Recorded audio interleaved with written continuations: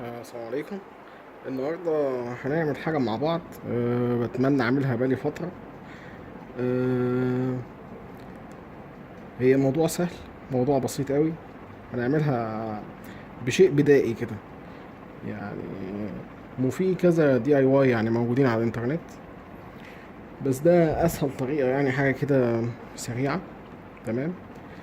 أه معانا هنا يعني الصفاية دي اللي هي الستانلس ديت، بتتجاب يعني متهيألي من كل حتة. حاجات كلها موجودة في كل بيت. مقص، عندنا جلوجان، حاجات كلها بسيطة، شوية وايرات بسيطة كده. تمام.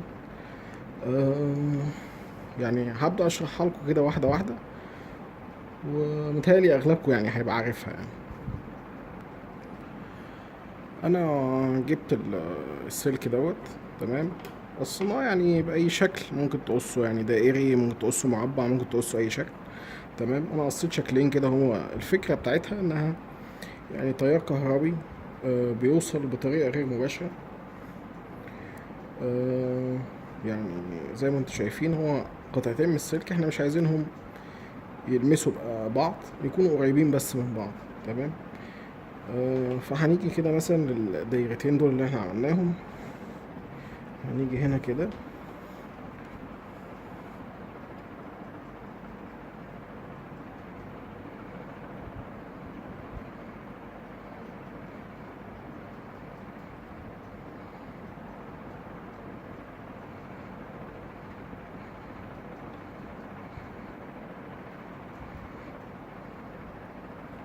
انا يا دوب بس عملت زي دايرة كده بمسدس الشمع. تمام. نعمل فيها برضو زي اكس كده عشان برضو ما يحصلش اي كونتاكت ما. تمام.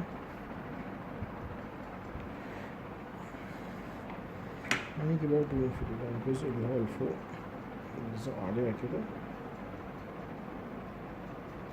تمام. موضوع انا بعمله بشكل بدائي.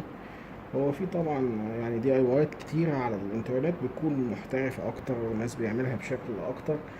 لكن انا بعملها حاجة يعني زي ما انتوا، زي ما انا كاتب كده على الفيديو، انها مش هتاخد 5 دقايق في عملها يعني. وموضوع بسيط، وان شاء الله يشتغل وهيعجبكم باذن الله. انا جيت هنا ربطت طبعا السلك دوت كده بالقصدير. فردة في اللي هي الطبقة اللي هي فوق، وفردة في الطبقة اللي تحت. تمام. فبقى عندنا كده يعني، معانا هنا افوميتر هنشغله على اللي هو البازر. تمام. عشان نتأكد ان مفيش اي كونتاكت ما بينهم. يعني احنا لما نيجي نعمل كده اي كونتاكت بيدينا صوت، فنعرف ان كده في كونتينيوتي يعني. تمام. فاحنا المفروض هنا كده ان هما المفروض الفردتين يعني اللي فوق واللي تحت ما يكونوش ملمسين في بعض. تمام. فاحنا لو جينا كده، تمام، يعني المفروض ان احنا كده ماشيين تمام، ان مفيش اي كونتاكت ما بين السلك اللي فوق والسلك اللي تحت. تمام. فكده بقى هنبدأ يعني نركب السكر هنا دي كده. تمام.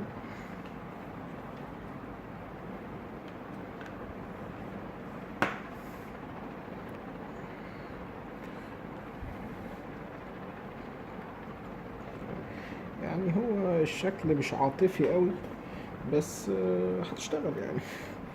ففي ناس كتيرة بتدي ليها اهتمام أكبر من كده شوية، بتعمل شغل صراحة محترف أكتر من كده. لكن أنا بتكلم على الفكرة و...